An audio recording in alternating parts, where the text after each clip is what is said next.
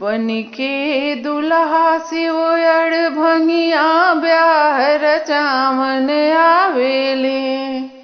बनिके दुल्हा शिव अड़भंगिया ब्याह रचावन आवेले। लेके चल ले शिव बरियतिया नाचत गावत आवेले। लेके चल ले शिव बरियतिया नाचत गावत आवेले। उनके हाथ में बा डमरुआ खूब बजावत आवेले। उनके संगमा बाड़े संगतिया धूम मचावत आवेले। मचावत आवेले हो नाचत गावत आवेले हो खूब सतावत आवेले। हो खूब सतावत आवेले। मैना रानी के दुवरिया बम बम गावत आवेले। मैना रानी के दुवरिया बम बम गावत आवेले।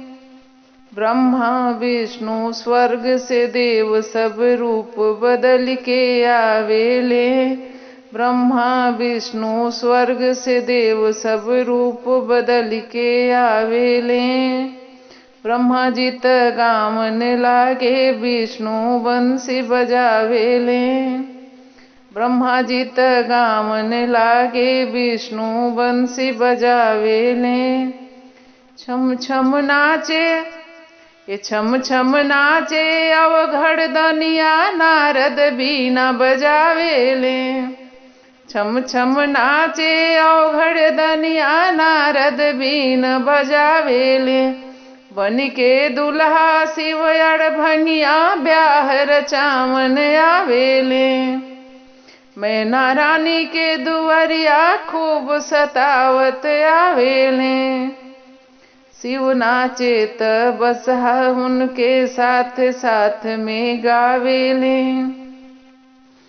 शिव नाचे त बसहा उनके साथ साथ में गावेले। शिव के गरवा नाग नगिनिया बड़का फन फैलावेले। शिव के गरवा नाग नगिनिया बड़का फन फैलावेले। देखी के शिव जी के बरियतिया देवता फूल बरिसावेले। ये देखी के शिव जी के बरियतिया देवता फूल बरिसावेले। बनिके दुल्हा शंकर दनिया ब्याह रचावन आवेले। मैना रानी के दुवरिया खूब सतावत आवेले। ये सतावत आवेले हो नाचत गावत आवेले हो धूम मचावत आवेले। मैना रानी के दुवरिया बम बम गावत आवेले। हाथ में थाली लेके चलली गौरा के महतारी हो।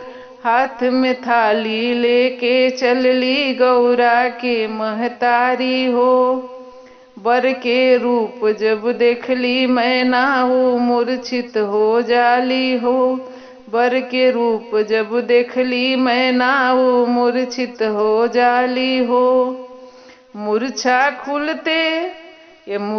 खुलते नारद बाबा के गरियावन लागेली।